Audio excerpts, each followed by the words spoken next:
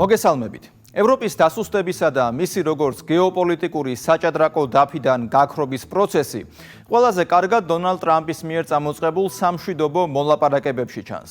აქ ძირითადი აქტორები შეერთებული შტატები და რუსეთი არიან. ბუნებრივია მოლაპარაკებები უკრაინასთანაც იმართება, თუმცა მას ცენტრალური როლი არ აქვს. რაც შეეხება ევროპას, ის სრულად გამოთიშულია ამ პროცესიდან. ეს მოცემულობა კიდევ ერთხელ გამოჩნდა ვატიკანში დონალდ ტრამპისა და ვლადიმერ ზელენსკის საგანგებო შეხვედრის დროს, სადაც ევროპელი ლიდერები განზეიდგნენ, ასევე ლონდონის მოლაპარაკებების ჩაშლით. ლონდონში ამერიკის სახელმწიფო მდივანთან ერთად ევროპული ქვეყნების საგარეო საქმეთა მინისტრებიც უნდა ყოფილიყვნენ. ევროპის აუტსაიდერობას რამდენიმე მიზეზი აქვს. პირველი ის, რომ როგორც ჩანს შეერთებული შტატების მხრიდან ევროპა სრულფასოვან დამოუკიდებელ მოთამაშედ არ აღიქმება.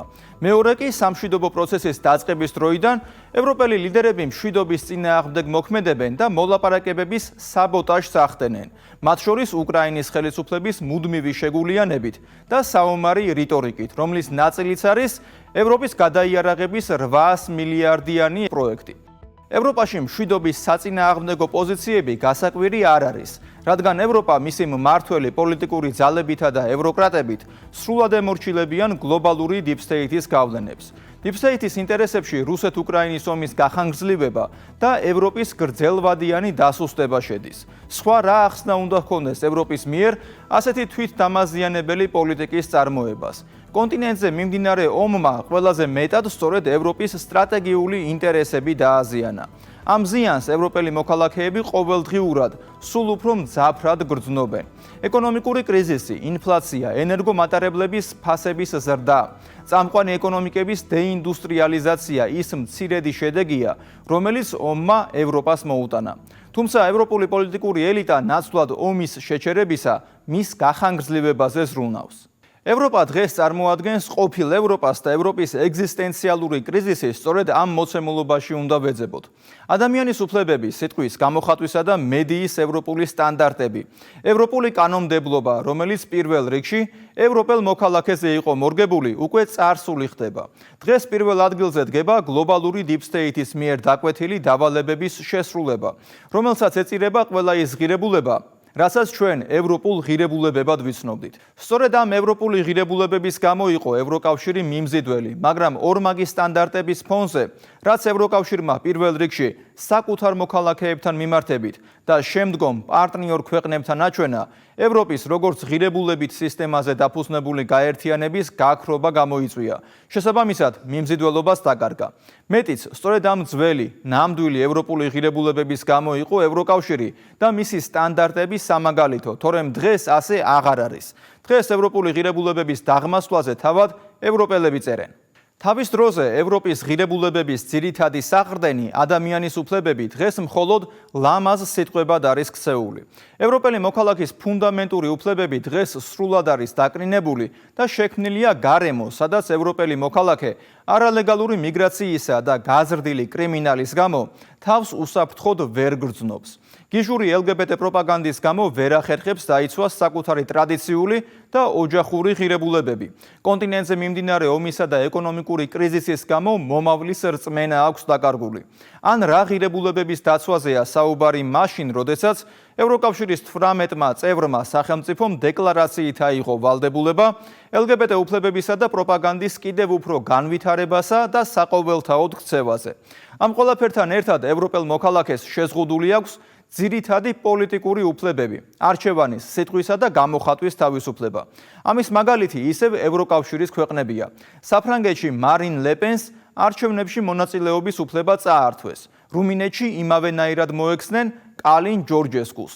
მათი აკრძალვითა და ნეოლიბერალების ენაზე რომ ვთქვათ, დაქენსელებით, ევროკავშირის მილიონობით მოქალაქეს ხმისა და არჩევანის უფლება წაართვეს. ევროპული მედია და მედია თავისუფლება იმ მნიშვნელობით, როგორითაც ის ჩვენ გვახსოვს, დღეს აღარ არსებობს. დღეს ის სრულად კონტროლდება დიპსტეიტის მიერ და განსხვავებული აზრის დათრგუნვის საქმეში თავისი მნიშვნელოვანი როლი აქვს. ევროპული მედია ამკვიდრებს ერთი აზრის დიქტატს, ისე როგორც დაუკვეთავს გლობალური დიპსტეიტი და იმ მეთოდით, რომელსაც ჩვენ ორველისეულ მეთოდს ვუწოდებთ და ნებისმიერი განსხვავებული მოსაზრება ხდება მედიის სამიზნე. გლობალური დიპსტეითის დაკვეთით უნდა არსებობდეს მხოლოდ ერთი აზრი და მხოლოდ ეს ერთი აზრი უნდა იყოს მართალი. ეს არის თანამედროვე გლობალიზმისა და ნეოლიბერალიზმის ნათელი გამოვლინება. მართული მედია საშუალებების სამიზნე ხდებიან ის პოლიტიკოსებიც, რომლებისთვისაც მიუღებელია ევროპისთვის თავს მოხვეული გლობალური დღის წესრიგი. ევროპის ყოფილ ევროპად ქცევაში თავისი როლი აქვს ზოგადი პოლიტიკური სტანდარტების რღვევასაც. თავის დროზე რამდენიმე წლის წინ ევროპელი პოლიტიკოსების მიერ ნათქვამ სიტყვას თავისი ფასი ჰქონდა. ამ სიტყვას პატივს სცემდნენ და მის პოლიტიკურ წონასაც აფასებდნენ. შევხედოთ დღევანდელ პოლიტიკოსებს. ფონ დერ ლაიენის, კაია კალასის, ანტონიო კოშტასა თუ მათი წინამორბედების, ასევე ევროპარლამენტარების აბსოლუტური უმრავლესობის სიტყვას დღეს არანაირი ფასი არ აქვს. ან როგორ უნდა ჰქონდეს, როდესაც თითოეული მათგანი ისე ცვლის საკუთარ პოზიციებს, როგორც პოლიტიკური მოცემულობა, დიპსტეითის დაკვეთა ან ლობიზმით მიღებული კონვერტი უკარნახებთ. ეს ეხება ნატოს თემასაც.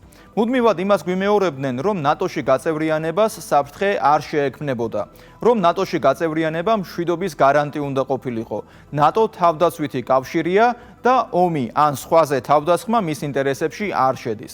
ამ ზღაპრებთან დაკავშირებით ბევრი ყოველთვის სკეპტიკურად იყო განწყობილი. ამ სკეპტიციზმს დღეს უკვე დონალდ ტრამპისა და ავტორიტეტული ანალიტიკოსების ხედვები ამყარებს. ევროპაში მშვიდობის პერსპექტივისა და ომში ნატოს როლზე ნახეთ დათა გვასალიას სიუჟეტი. თეთრი სახლის ხმაურიანი და ზელენსკისთვის არასასიამოვნო შეხვედრის შემდეგ პირველად ტრამპი და უკრაინის პრეზიდენტი ვატიკანში პაპ ფრანცისკეს დაკრძალვის ცერემონიამდე შეხვდნენ ერთმანეთს. აქ ერთი საინტერესო რამ მოხდა. თავდაპირველად წმინდა პეტრეს ბაზილიკაში 3 სკამი იდგა შეხვედრისთვის. ტრამპისა და ზელენსკის საუბარზე დასწრება მაკრონსაც სურდა, თუმცა ამერიკის პრეზიდენტმა ის უკან გააბრუნა და ზელენსკისთან პირისპირ შეხვედრა გამართა. ესეც ადასტურებს, რომ შტატები, რომელიც დღეს ერთადერთი მომლაპარაკებელია მშვიდობის დასამყარებლად, მაკრონის სახით ევრობიუროკრატიას სამშვიდობო შეთანხმების დაბრკოლებად მიიჩნევს. ამიტომაც ტრამპი მაკრონის გარეშე პირისპირ შეხვდა ზელენსკის. ამერიკის პრეზიდენტს ძალიან ბევრი მიზეზი აქვს იფიქროს, რომ ევროპელები მისი სამშვიდობო ინიციატივების საბოტირებას მიზანმიმართულად ახდენენ. როდესაც მაგალითად ტრამპი მოლაპარაკებებში ომის მხარეებს შორის რეალური სირთულეების გათვალისწინებით პრაგმატულ პირობებზე საუბრობს, ევროპელები კი ზელენსკის თანაგულიანებენ გააგრძელოს კონფლიქტი და გაართულოს მოლაპარაკების პროცესი, თან სათანადოდ ვერც ეხმარებიან. ამაზე ფრონტზე არსებული ვითარებაც მიუთითებს, სადაც რუსული არმია წინ მიიწევს, თანაც ეს იმ ფონზე, როდესაც როგორც აღმოჩნდა უკრაინას იარაღის სათანადო მარაგიც აღარ აქვს. ამაზე ტრამპმაც მიანიშნა ვატიკანში გამართული შეხვედრის შეფასებისას. ვფიქრობ, შეხვედრამ კარგად ჩაიარა. ვნახოთ რა მოხდება მომდევნო რამდენიმე დღის განმავლობაში. მათ რთული გზაელით, ეს ძალიან რთული გარიგებაა. მან მითხრა, რომ მას მეტი იარაღი სჭირდება, მაგრამ ის ამას 3 წელია ამბობს. ფიქრობთ თუ არა, რომ ზელენსკი მზადაა ყირიმი რუსეთს დაუთმოს? ასე ვფიქრობ. ყირიმის საკითხი არსებული სამშვიდობო შეთანხმების პროექტში ერთ-ერთ საკითხს წარმოადგენდა, რითაც ზელენსკი და ევრობიუროკრატია მის საბოტირებას ახდენდა. ამერიკულმა მხარემ კი არაერთხელ აღნიშნა, რომ არსებულ ვითარებაში შეუძლებელია იმგვარი შეთანხმების გაფორმება, რომელიც 2014 წლამდე არსებული საზღვრების აღდგენას მოიაზრებს. როგორც ჩანს, ვატიკანში გამართული შეხვედრის შემდეგ ყირიმთან დაკავშირებით გარკვეული შეთანხმებების კონტურები გამოიკვეთა, რაზეც პრეზიდენტმა ტრამპმაც მიანიშნა Times-თან ინტერვიუში. ყირიმი რუსეთთან დარჩება. ზელენსკიც ამას კარგად ხვდება და ყველა ხვდება, რომ დიდი ხანია ყირიმი რუსეთთანაა. ეს ტრამპამდე დიდი ხნით ადრე მოხდა. კვლავ ვიმეორებ, ეს ობამას ომია. ტრამპის გაპრეზიდენტებიდან 100 დღე უკვე გავიდა და ცალსახაა, რომ 100 დღის განმავლობაში პრეზიდენტის მთავარ პრიორიტეტებში სწორედ უკრაინაში მიმდინარე ომის დასრულებაა, რაზეც ის უპრეცედენტო მასშტაბის დიპლომატიური ინიციატივები მიუთითებს, რომელსაც შტატებმა მიმართა. They look like old friends. How are you, Mr. President? Very interesting. Thank you. მაგალითად, ტრამპის სპეციალურ წარმომადგენელს სტივ ვიტკოფსა და ვლადიმერ პუტინს შორის მეხუთე შეხვედრა შედგა 25 აპრილს. როგორც Sky News-ი უწყება, ეს გავდა ძველი მეგობრების შეხვედრას, რომელთაც შეხვედრის დაწყებამდე რამდენიმე სიტყვა ინგლისურ ენაზე გაცვალეს. მოლაპარაკებების მორიგი რაუნდი ამერიკულ და რუსულ მხარეს შორის 3 საათს გაგრძელდა და ის ორივე მხარემ პოზიტიურად შეაფასა. საინტერესოა სიმბოლური დამთხევაც. ვიტკოფის ვიზიტი საბჭოთა და ამერიკული თანამშრომლობის მე-80 წლის თავს დაემთხვა. დღეს, როდესაც მათი ჯარები გერმანიაში მეორე მსოფლიო ომის დასრულებამდე ცოტა ხნით ადრე შეხვდნენ. ჩვენ გვსურს ამ ომის დასრულება, ჩვენ გვსურს მისი სწრაფად დასრულება და მე ვფიქრობ, რომ ჩვენ დიდ პროგრესს მივახციეთ და ვნახოთ რა მოხდება. მომდევნო რამდენიმე დღე ძალიან მნიშვნელოვანი იქნება. რა დათმობები შემოგთავაზათ რუსეთმა აქამდე, რათა მშვიდობასთან უფრო ახლოს იყოთ? ომის შეჩერება, მთელი ქვეყნის დაპყრობის შეჩერება საკმაოდ დიდი დათმობაა.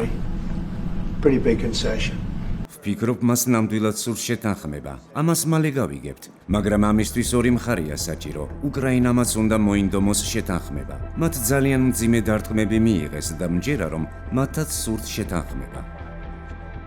ტრამპის კომენტარი მიანიშნებდა, რომ მოლაპარაკებებში აშკარა წინსვლა და დგება გადამწყვეტი მომენტი, როდესაც ომში მყოფმა მხარეებმა პირდაპირი მოლაპარაკების ფორმატში გადაინაცვლონ, რაზეც მინიშნება სახელმწიფო დეპარტამენტშიც გააკეთეს. დადგა დრო, როდესაც ორივე მხარემ, უკრაინამ და რუსეთმა უნდა წარმოადგინონ კონკრეტული წინადადებები კონფლიქტის დასრულებასთან დაკავშირებით.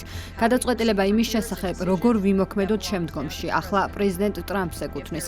პროგრესი თუ არ იქნება მიღწეული, ჩვენ უარს ვიტყვით შუამავლის როლზე ამ პროცესში. მოლაპარაკებებში რომ წინსვლა აშკარაა, ამაზე ზელენსკის განცხადებაც მიანიშნებს. როგორც ცნობილი გახდა, შტატების მიერ შეთავაზებულ სამშვიდობო დოკუმენტში საუბარია შტატების მიერ ყირიმის დე იურე აღიარებაზე, ასევე უკრაინის აღმოსავლეთ ნაწილში რუსეთის მიერ დაკავებული 4 ოლქის დე ფაქტო აღიარებაზე. ვატიკანში გამართულ შეხვედრამდე ზელენსკი აცხადებდა, რომ ეს პირობები უკრაინის კონსტიტუციას ეწინააღმდეგებოდა, რადგან უკრაინა ვერ აღიარებდა ვერც ყირიმს და ვერც დანარჩენ ტერიტორიებს რუსეთის ნაწილად. ეს განცხადება მაშინ საბოტაჟის ნიშნებს ატარებდა, რადგან მშვიდობო გეგმის თანახმად უკრაინას არავინ სთხოვდა რომელიმე დაკარგული ტერიტორიის დე იურე აღიარებას. თუმცა ფაქტია, რომ ვატიკანში ტრამპთან პირისპირ გამართული შეხვედრის შემდეგ ზელენსკიმ პოზიცია შეიცვალა. შეარბილა და აღნიშნა, რომ უკრაინა დე იურე არ აღიარებს ტერიტორიებს. დროებით ოკუპირებული ტერიტორიები მხოლოდ დროებით ოკუპირებულია, მაგრამ ისინი ყველა უკრაინასა და უკრაინელ ხალხს ეკუთვნის. უკრაინა დე იურე არ აღიარებს მათზე რაიმე უფლებას. მე ვფიქრობ, რომ ეს აბსოლუტურად სამართლიანი და კანონიერი პოზიციაა უკრაინის კონსტიტუციისა და საერთაშორისო სამართლის შესაბამისად. დე იურე არა, მაგრამ დე ფაქტო არსებული რეალობის მიღებაზე საუბარი, როგორც ჩანს, მოლაპარაკების მაგიდასთან გაგრძელდება და განვითარებული მოვლენები მიანიშნებს, რომ უკრაინასა და რუსეთს შორის პირდაპირი მოლაპარაკებების დაწყების შესაძლებლობაზე პირველი სიგნალები ისმის. კერძოდ რუსეთმა სამდღიანი ცეცხლის შეწყვეტის შესახებ გამოაცხადა. ვლადიმერ პუტინმა ბრძანება გასცა, რომ 8-დან 11 მაისის ჩათვლით ფაშიზმზე გამარჯვების დღესთან დაკავშირებით საბრძოლო მოქმედებები უკრაინაში შეწყდება. აშკარაა, რომ ეს ამერიკულ და რუსულ მხარეს შორის დიპლომატიის შედეგია, რადგან რუსეთის საგარეო საქმეთა მინისტრმა შემდეგ განმარტა. ჩვენი წინადადება, რომელიც პრეზიდენტმა პუტინმა გააჟღერა, არის პირდაპირი მოლაპარაკებების დასაწყისი წინასწარი პირობების გარეშე. სტამბოლში ჩაშლილი მოლაპარაკებების შემდეგ ეს არის პირველი რეალური შესაძლებლობა, რომელიც ომში მონაწილე ქვეყნების პირდაპირი მოლაპარაკების განახლების შანსს იძლევა. გონივრული იქნებოდა ამ შანსის გამოყენება კონკრეტულ საკითხებზე სამშველოდ, თუმცა უკრაინის პრეზიდენტის მიერ გაკეთებული განცხადებები გაურკვევლობას იწვევს და ისე ჩანს, თითქოს შესაძლებლობის გამოყენებას არ აპირებს. სოფლიო ფიქრობს, რომ არ არსებობს მიზეზი 8 მაისამდე ლოდინისთვის. დაუყოვნებლივ უნდა მოხდეს ცეცხლის სრული და უპირობო შეწყვეტა, სულ მცირე 30 დღით, რათა უზრუნველყოფილი იყოს მისი გარანტირებულობა და სანდოობა. ეს არის ის, რამაც შეიძლება შექმნას საფუძველი რეალური დიპლომატიისთვის.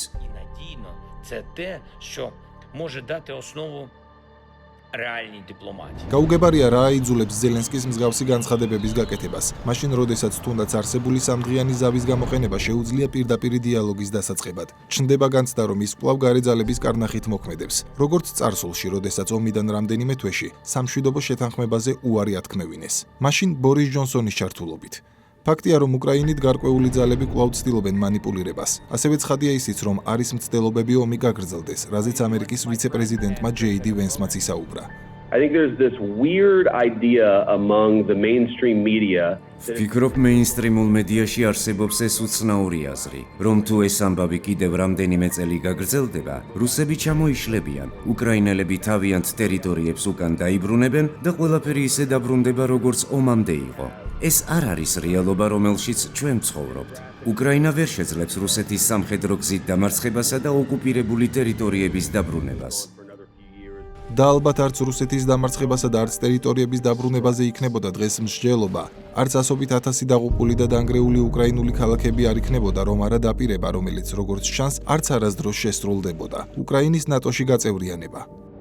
დონალდ ტრამპი, რომელიც ერთადერთია დღეს მსოფლიოში, ვინც რუსეთს პირდაპირ ელაპარაკება უკრაინაში მიმდინარე ომთან დაკავშირებით, ხმამაღლა აცხადებს. არ მგონია ოდესმე შეძლოს უკრაინამ ნატოში გაწევრიანება. თავიდანვე ასე ვფიქრობდი და მგონია, რომ სწორედ ნატოში გაწევრიანებაზე საუბარმა გამოიწვია ეს ომი. რომ არ დაეყენებინათ ეს თემა, ალბათ ომიც არ იქნებოდა. დღეს კი პირველი, რაც მოლაპარაკების დაწყების წინაპირობებში ჩაიწერა, უკრაინის ნატოში გაწევრიანების საკითხის დღის წესრიგიდან ამოღებაა, რაზეც ყველა თანხმდება. ეს ომი ძალიან დიდხანს გრძელდება, მაგრამ ვფიქრობ, რომ არსებობს შესაძლებლობა. ჩვენ წარმოვადგინეთ ის, რასაც მე ვუწოდებ პირობების სიას. მაგალითი, რომელიც ჩვენ ძალიან მკაფიოდ გვქონდა ისაა, რომ ნატო არ განიხილება. თქვენ, უკრაინა, არ გახდებით მისი ნაწილი. ეს არის რაღაც, რაც ახალი არ არის. ჩვენ ამაზე ვსაუბრობთ 2008 წლიდან, როდესაც ელჩმა ბერნსმა უთხრა კონდოლიზა რაის, რომ ეს გადაჭარბებული იყო. ბლუმბერგთან ინტერვიუში კითხვაზე მართლა მოხსნა თუ არა ამერიკის შეერთებული შტატების პრეზიდენტმა მოლაპარაკებების მაგიდიდან უკრაინის ნატოში გაწევრიანების საკითხი, ნატოს გენმდივანი მარკ რუტე დადებითად პასუხობს. არ ყოფილა არანაირი პროტესტი აღნიშნულ საკითხთან დაკავშირებით, არც პრეტენზია. არადა გვახსოვს ნატოს წინა გენმდივნის განცხადებები ომის განმავლობაში, როდესაც ის პირდაპირ აცხადებდა, რომ უკრაინა გახდებოდა ნატოს წევრი. მეტიც, ომის დაწყებიდან მხოლოდ 7 თვე იყო გასული, როდესაც 2022 წლის ოქტომბერში იენს სტოლტენბერგმა ერთგვარი დაპირება გასცა. ნატოს კარი ღიარჩება და უკრაინა გახდება ალიანსის წევრი. ჩვენ ასევე მტკიცედ განვაცხადეთ, რომ თითოეულ სახელმწიფოს შეუძლია აირჩიოს თავისი გზა. ეს ასევე ეხება უკრაინას. დასასრულს, უკრაინისა და 30 მოკავშირისთვის დადგება საკითხი წევრობის შესახებ გადაწყვეტილება. რუსეთს ამაზე სიტყვა არ ეთქმის. ჩვენი მთავარი მიზანია დავეხმაროთ უკრაინას ამ ომში გამარჯვებაში. მაგრამ გავიდა 3 წელი. ომი გაგრძელდა. უკრაინა არა თუ იმარჯვებს, არამედ დროის სვლასთან ერთად კიდევ უფრო სუსტდება მისი პოზიციები და დღეს უკვე ვხედავთ ახალი გენმდივნის ბოლო ანგარიშს, სადაც უკრაინის ნატოში გაწევრიანების პერსპექტივასთან დაკავშირებით ჩანაწერი, განსხვავებით წინა წლების ანგარიშისა, ამოღებულია. ეს გარკვეულწილად კითხვებს ბადებს. 2022 წელსვე რომ მკაფიო პოზიციები დაფიქსირებულიყო და გულწრფელად ეთქვათ უკრაინისთვის, რომ მის ნატოში მიღებას არავინ აპირებდა, იქნებოდა ომი. თუ ამ კითხვაზე პასუხი რთულია, მაშინ სტამბულის მოლაპარაკებებს დავუბრუნდეთ. ფაქტებითა და კონკრეტიკით, საიდანაც დასკვნის გამოტანა გაცილებით გამარტივდება.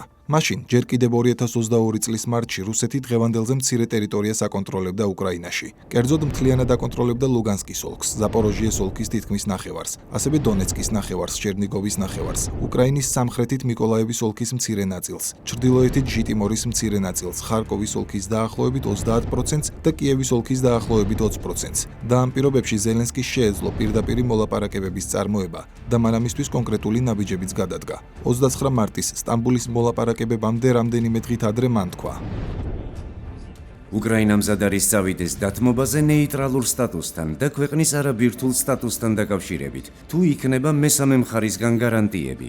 ნეიტრალური სტატუსი და ქვეყნის არაბირთული სტატუსი იყო რუსეთის პირველი მთავარი პუნქტი. სწორედ ამიტომ დაიწყო რუსეთმა ომი უკრაინაში.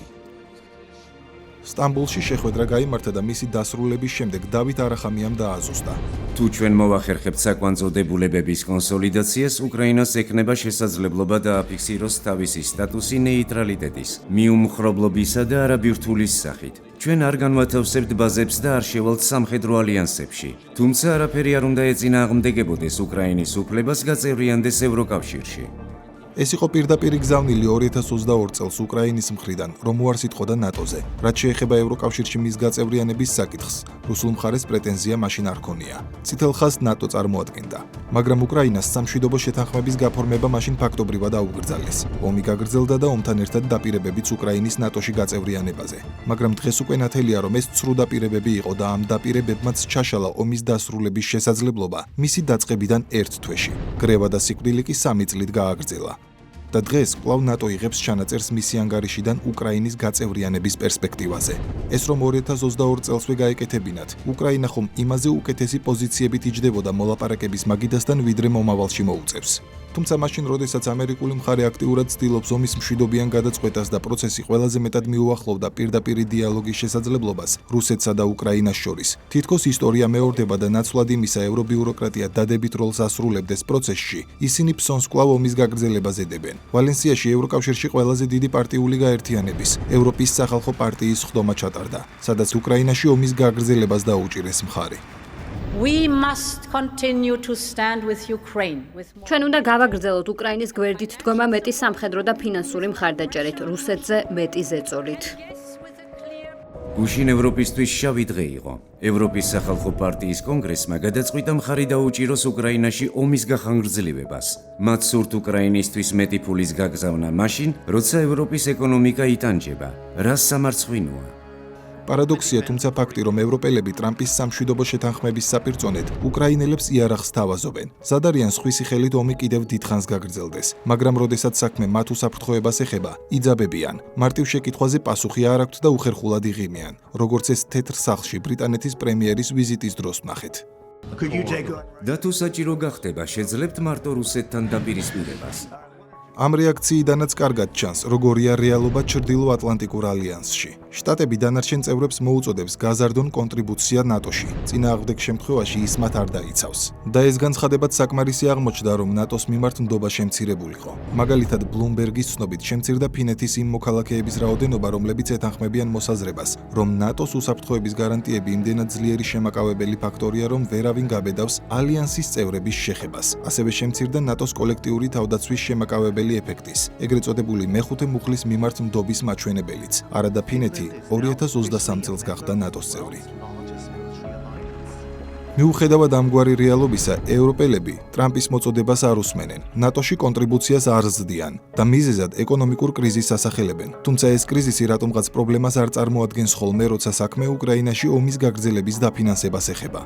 ამ ფონზე კი სრულებით ლოგიკური ამერიკის ადმინისტრაციის მიდგომა, რომ შესაძლოა უარი თქვას ევროპელების დაცვაზე. თანაც მაშინ, როდესაც ევრობიუროკრატები მის სამშვიდობო დიპლომატიას ყოველ ჯერზე ნაღმებს უდებენ. რადიო თავისუფლების ევროპის ბიუროს რედაქტორის რიკარდ იოზბიაკის ინფორმაციით, ნატოს 2024 წლის ანგარიში აღარ არის უკრაინისა და საქართველოს წევრობაზე წინა წლის მსგავსი ჩანაწერი. ნატოს წლევანდელ ანგარიში აღარ წერია, რომ უკრაინის მომავალი ნატოშია და ალიანსი მხარს დაუჭერს უკრაინას მომავალი წევრობის გზაზე. ასევე აღარ წერია, რომ მოკავშირეები კვლავ მხარს უჭერენ ნატოში საქართველოს შესაძლო გაწევრიანებას. შტატების პრეზიდენტი დონალდ ტრამპი ნატოს გაფართოებასა და უკრაინის მასში გაწევრიანების სურვილს ომის მიზეზად ასახელებს. იმავე აზრზეა ანალიტიკოსი ჯეფრი საქსიც. სად არიან ამ დროს ნატოს გაფართოების დამცველები? რატომ აღარ ამტკიცებენ, რომ უკრაინისა და საქართველოს ადგილი ნატოშია? რატომ ამოიღეს უკრაინისა და საქართველოს ნატოში გაწევრიანებაზე ჩანაწერი? ასეთ მიდგომას მათი მხრიდან ორმაგი სტანდარტი აღარ ჰქვია. ამას კონკრეტული ქვეყნებისთვის ომის უფსკულში ჩაგდება და საკუთარი მიზნებისთვის გაწირვა ჰქვია. სამწუხაროდ, სწორედ ასე გაწირეს უკრაინა. მე იოანე შაიშმელაშვილი ვარ. გვიყურეთ კვირაში 4 ჯერ, 21 საათსა და 15 წუთზე. დროებით.